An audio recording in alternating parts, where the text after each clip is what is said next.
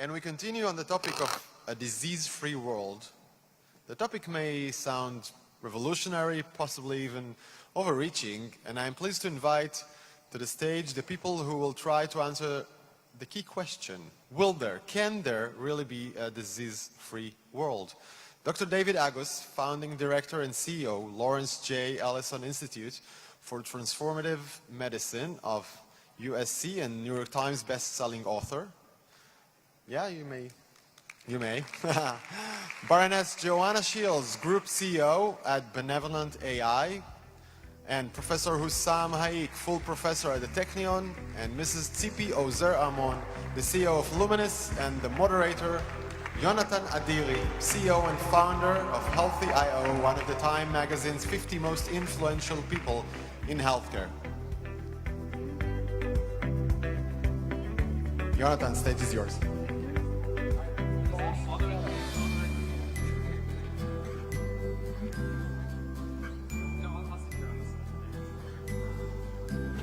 So, thank you very much. Good afternoon, everyone. I think before we start, maybe a personal word. I think we're here. It's a great honor to be here when we're launching we're part of the launch of the Paris Center for Peace and Innovation. And to a large extent, we are emissaries of Shimon Peres's vision when he articulated in a very nice way, Mitzion tetzeh trufa, from Jerusalem, medicine will come. And it's a great privilege to host the panel and to moderate a panel with some of the world's leaders and people at the cutting edge of what might be the driver of a world without disease. Will we get there? Will we get there in the next 20, 30, 50, 100 years? We don't know, but definitely on stage with us today are the people who are at the forefront of trying to make that happen. So before we're going to kick off the conversation, I'll just add a couple of statistics that I think are important from an economic perspective. Looking just at the US this year, $3.5 trillion are spent on healthcare. $3.5 trillion we had yesterday, the Prime Minister of Israel mentioning a few of those big industries growing around, oil going back and data. The entire global oil consumption is $2.2 trillion. So if you add to that Amazon's revenue and Facebook's revenue and Google's revenue, you're not even at $3 trillion. So healthcare expenditure in the US alone is bigger than the entire global expenditure on oil, including all the revenue of the top 5 tech companies. Isn't the more the better? It just goes to show that this is not just some philosophical issue, right? This is dire, and it's an issue we need to deal with right now because it has significant economic repercussions on all of us. And policy groups and governments are dealing with that. And what we want to do in the next 20 minutes, we'll take a round of 5-minute thoughts from you as thought leaders and people at the forefront. We'll start with David. I guess the first question for you, David, is from your bird's eye view at the Institute, how does all this look? What is the most promising area in this context? And where do you see, if you will, sort of the signal-to-noise ratio on what really sort of makes sense over the next 7 to 10 years, and what is out there as a potential penicillin moment for the 21st century? Well, thank you. First I want to say is that my life changed a decade ago. So a decade ago, I got a call on my cell phone, and I picked it up, and it was a woman named Ofra Eshed who said, do you want to talk to the president? He would like to meet you. And literally meeting Shimon Peres changed my life. And so I am here today because he has sparked innovation in me. He has made me more creative. He has pushed me to do more with everything I do. And I owe so much to him, which is obviously many of us in the audience do. So,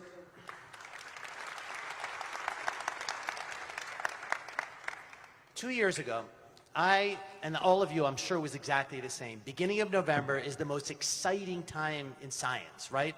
We're all at the edge of our seats waiting because that day, Science Magazine announces Molecule of the Year. It's our Academy Awards.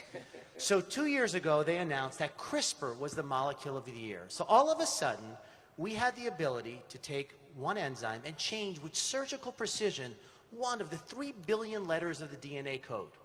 So it allowed you to take an embryo and get rid of inherited diseases. It allowed you to take someone with HIV and take their immune cells out and take out a molecule called CCR5, change it, that allows HIV to get into cells, and literally HIV can be cured. It allows you also to make your child taller or smarter or stronger. So one of the challenges is, who's in charge of all of that? One of the challenges is that we are now making medicines that are changing the world. I can give a patient who literally is on death's bed, and I can give them a drug that blocks the don't eat me signal that every cancer cell is born with to allow the immune system to attack the cancer. 4 years ago, Jimmy Carter announced he had melanoma in the brain. A year and a half later, he announced he's off treatment and cancer-free because of these drugs that are now on the market. As was mentioned in the beautiful previous talk is, literally I can sequence every patient's DNA and their cancer's DNA when they come in to see me, and the next day have the data for less than $100 US. So we're at a pivotal point now where we have knowledge. The challenge is converting that knowledge into something that benefits you and I. The challenge is taking these electronic health records that you have built in Israel for the last 10 to 15 years and have all this longitudinal data and actually making it meaningful and changing the care. You hear it over and over again, someone saying, well, we're going to take our health records and the DNA, we're going to change things. The challenge is to show me how to do that. And so we're at the point now where we have technology, we have computing power, we have data, and the real challenge is to benefit humanity, which is what President Perez was all about. And so as we talk in this panel, I think you're going to hear some amazing technologies as we go, but the real question is, how does it help us? And I think we're going to start to see it. You know, a year ago, someone looked at big data in the United States, and they showed if you had ovarian cancer and you went on a beta blocker, which is an inexpensive drug for blood pressure, you live 4.5 years longer. We had no idea of that from genomics or science. We found it through big data. So the ability to use data to help us is going to be something that's going to make all of us live longer and better. So thanks for the contribution. So you were talking about data, and we have with us Joanna, who's at BenevolentAI, is at the intersection of can we use the data to do better drug discovery? Mario Snock spoke about that before. There's a great promise there. Can you share with us your vision and what you're seeing from your unique vantage point when data meets AI? Can we get better drug discovery? Can we lower the cost of getting a drug that is a pivotal drug into the market through the high barrier of the FDA at a faster pace through technologies that you're involved with? Well, at BenevolentAI, we've developed what we think is the world's leading bioscience knowledge graph. And of course, big data, as you say, is the way in which we will unlock the relationships between genes and proteins and, you know, discover the specific endotype that might be, you know, the right one for that drug. You know, all those various challenging questions that today, you know, we develop a drug. It costs, by the way, $2.6 billion to come up with a drug. Sometimes it takes 15 years, and there's a 97% failure rate. So there's 9,000 untreated diseases out there, and there's a lot of work to be done. So among those 9,000 untreated diseases, you know, there's 350 million people living with, you know, a genetic condition or another type of rare disease that means that there's no treatment for them and no chance of a blockbuster drug because there's so few of them. So you think about that in a world that, you know, Shimon Peres had described to all of us, a world where technology empowers and, you know, delivers equal value to everyone. And, you know, that promise of technology is really failing when you look at the unmet human need of treatment of disease. So what we do at BenevolentAI is we give tools to scientists, our own scientists included, where we ingest all the available biomedical information. So you think about Google years ago, you know, hoovering up all of the you know, open data sources and trying to get everyone to contribute. Well, we're in the process of doing that. We've been doing that for about 4.5 years. So we are looking to work with scientists to get bespoke data sets as well, because the more and more data that we put into this knowledge graph, the more likely opportunity for scientists to discover links and things that they would never have been able to discover on their own. So maybe specifically, what comes next? So how does a $2.7 billion cost for getting a drug out there at 97% failure? What's the next wave? Is it going to be 1 billion at 50%? I mean, what do you think is the order of magnitude we're looking at over the next decade? We're trying to shorten the time it takes from hypothesis generation and validation to where you're actually synthesizing the molecule and bringing it into the clinic. We can do that with our technology and tools. We have the computational experimental platform that will enable scientists to do that in a very short period of time with the refined precision that we've been talking about here for the right patient at the right time. The problem is when you get into clinic, you can't shorten the FDA process. You still have to test it. There's toxicity. There's all of the steps and stages. And that part we can't shorten. But what we're trying to do is become the innovation engine for pharma, where we churn out these validated hypotheses or synthesize molecules that we know with the research that we've done and the artificial intelligence enabled system that is going to work for the specific patient population. So I think that will bring tremendous value to bringing more and more treatments out to patients. Thanks. So Professor Haick, you're over the last decade and even more have been intimately involved with a field that President Peres had high hopes for and saw as mainly the engine for the future, which is nanotech. And you decided to bring your knowledge and build a group here in Israel at the Technion to really try and bring the most advanced nanotech capacities to improve people's lives. President Peres used to talk about one of Hossam's main discoveries, the Nano-Nose, to an extent, a breathalyzer that can detect cancer, as one of the most inspiring thought experiments and subsequently scientific endeavors that sort of guide the way. So can you share with us where is it right now and the basic science behind it, and what is it that you're busy with today in how those nanoparticles can really make a difference on our health and our longevity? First of all, the copyright for the name of Nano-Nose goes to President Peres, so we have to give the credit first of all.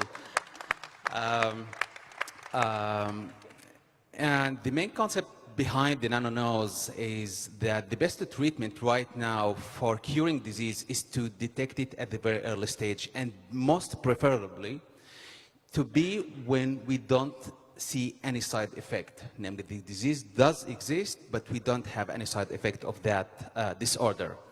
And to do so, we have to afford a technology which can be cost-effective from one side, portable, and most important, to be non-invasive in the sense that we can utilize it based on daily basis.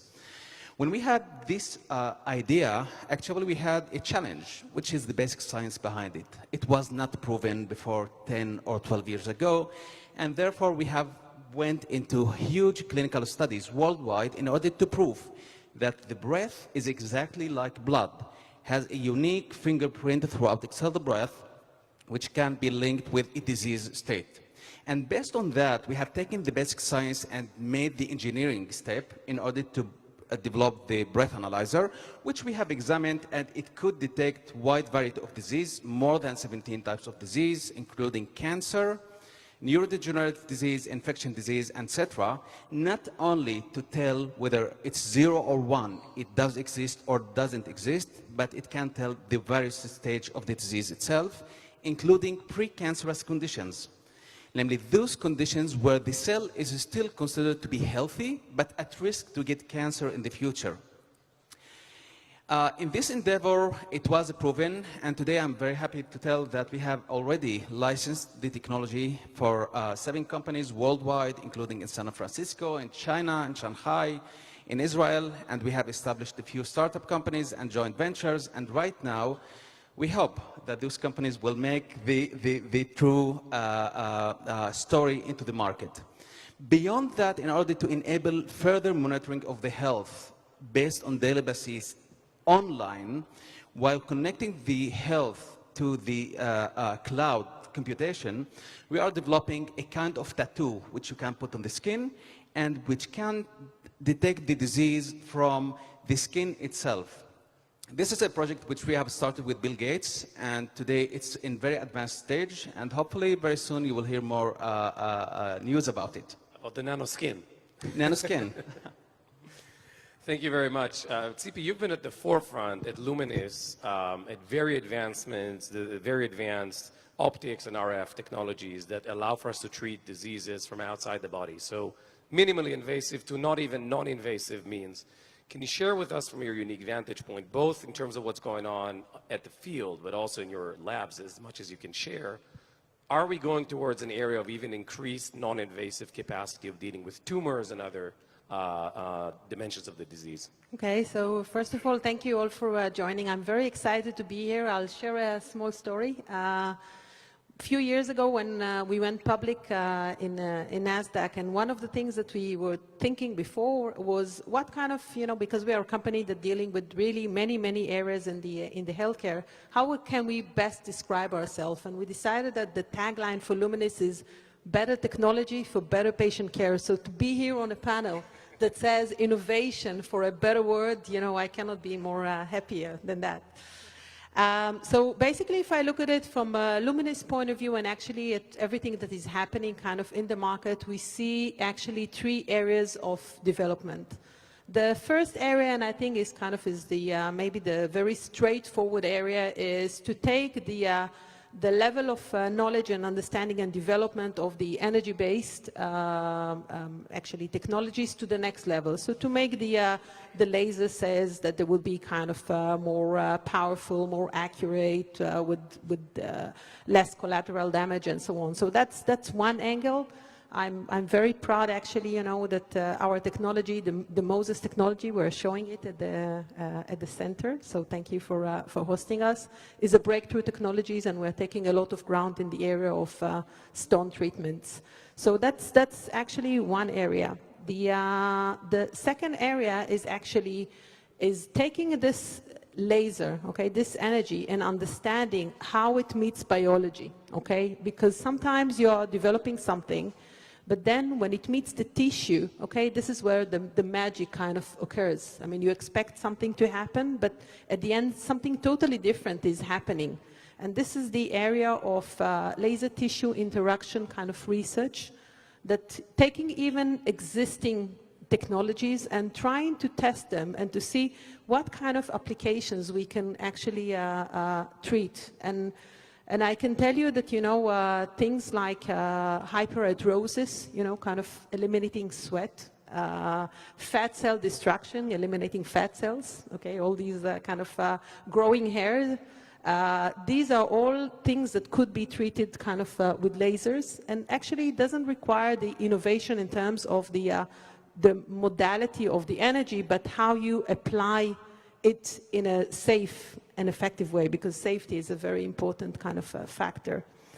The third element actually comes with the kind of the things that were talked about here and also by Marius, which is the interdisciplinary of all the other technologies that can enable us to take actually medicine to the next step. So if we're thinking, kind of, if we are the laser kind of modality, and we're extending kind of the tool that we're giving the surgeon, the physician, if we can put more data and more sensor and actually analyze the feed that is coming from the video, analyzing the patient-specific data, and we can give real-time feedback to the physician, to the surgeon, what they need to do now, and actually make it the procedure much safer, much more customized to the patient. And actually you can even do it kind of robotically and remotely to treat people that cannot be treated now. So maybe switching gear on the new entrants. Hossam, you'd mentioned that, your latest work, Bill Gates is involved. There are new entrants, David, right? I mean, it's the new players in healthcare, not necessarily the old players. We've seen Amazon buy PillPack, which is a company that introduced a new way for us to consume drugs. So not radical biotech innovation, but consumer behavior. $1 billion exit.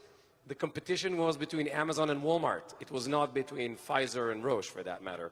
We've seen GoodRx, a company introducing transparency into drug pricing in the US.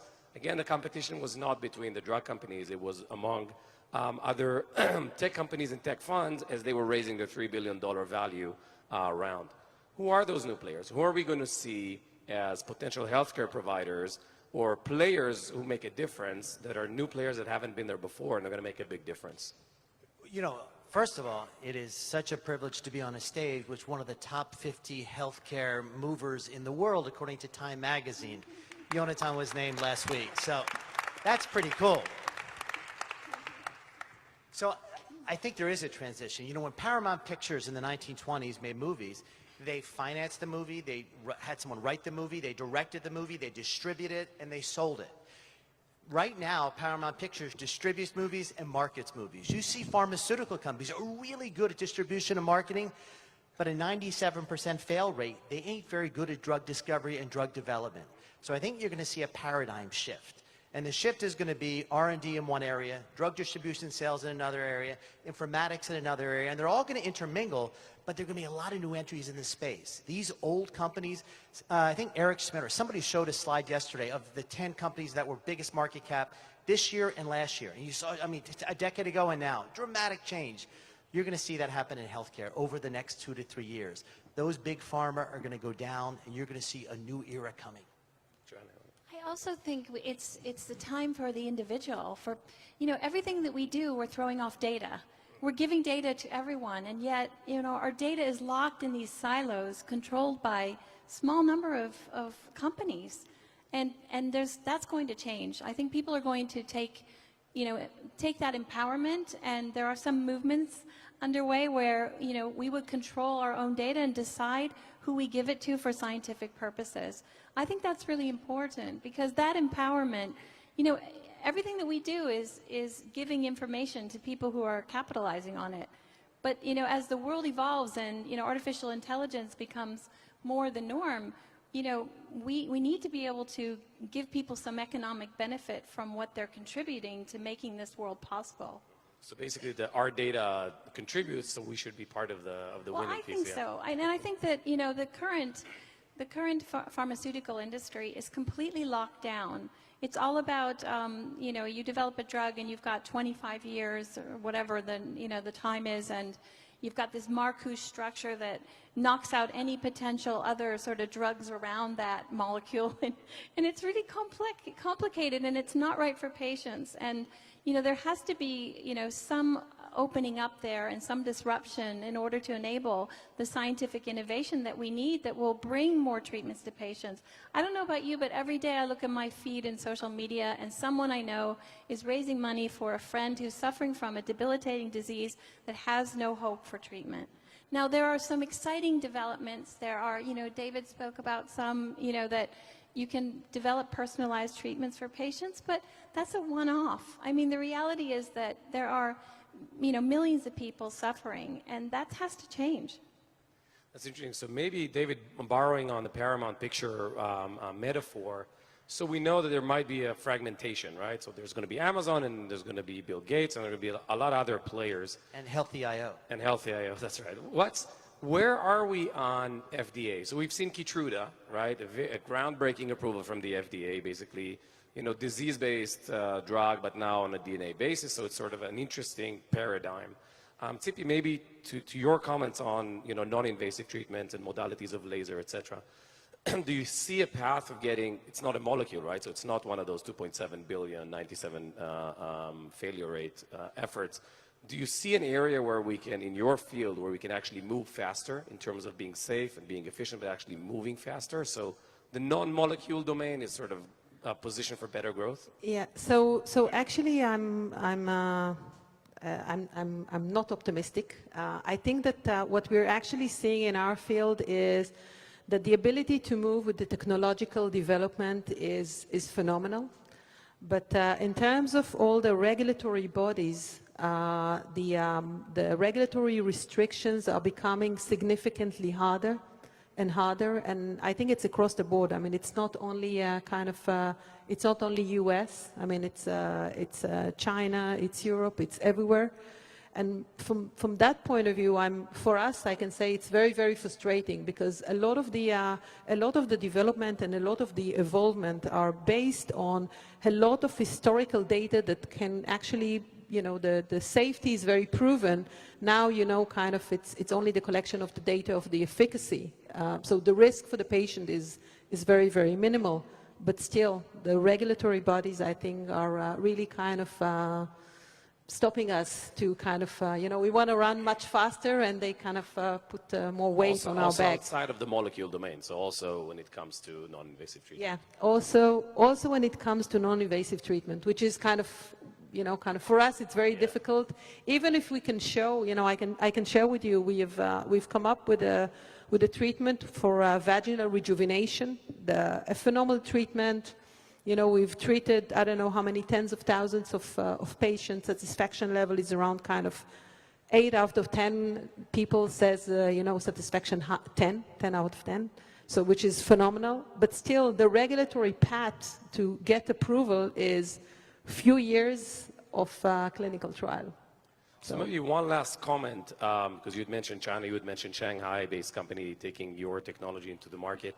We've seen China having a very high sort of objective of getting to OECD, average OECD spending within a decade on healthcare. That's about 10% of GDP. China's GDP in the next decade will double, so $34 trillion. So here's another $3.5 trillion market for healthcare.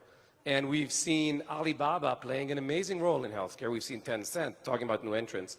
To an extent, China is like a time machine into the future of healthcare and who's going to play.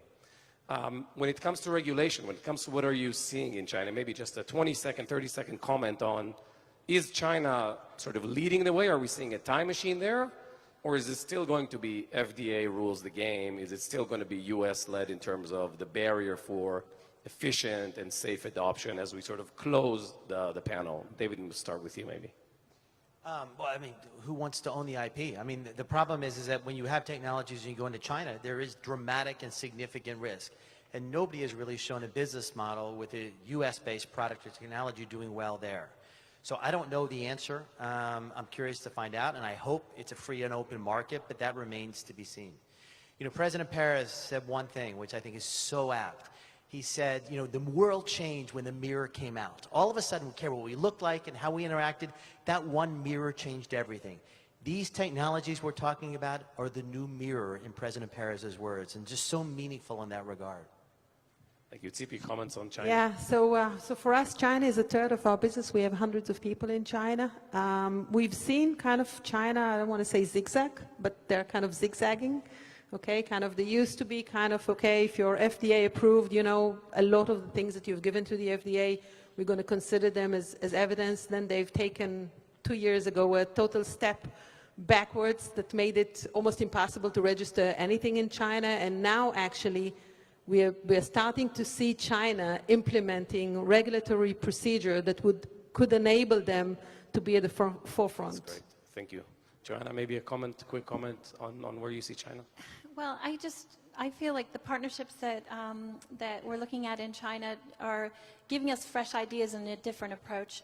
I mean, when you think about it, up until now, drug discoverers were almost like superhuman.